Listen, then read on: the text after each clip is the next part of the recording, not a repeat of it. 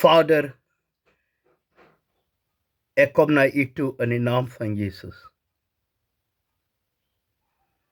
Here, dis droog. Here, gee vir ons reën.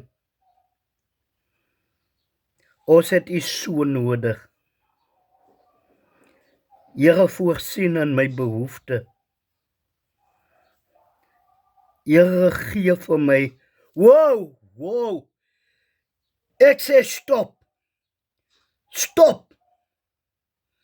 Hou op net wil hê. Begin om te gee. Begin om jou dankbaarheid aan die Here te betoon. Jou gebed moet jy verander.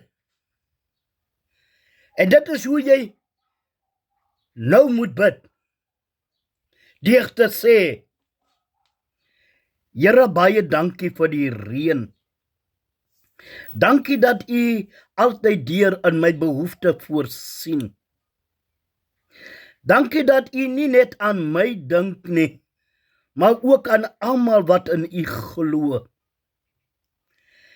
Dankie dat u ons altyd deur seën en vir ons gee dit wat ons hart begeer. Baie dankie dat u ons vyande beskaam laat staan.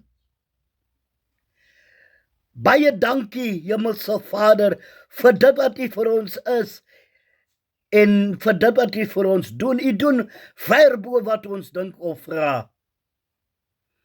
Ons harte is bly vanmôre.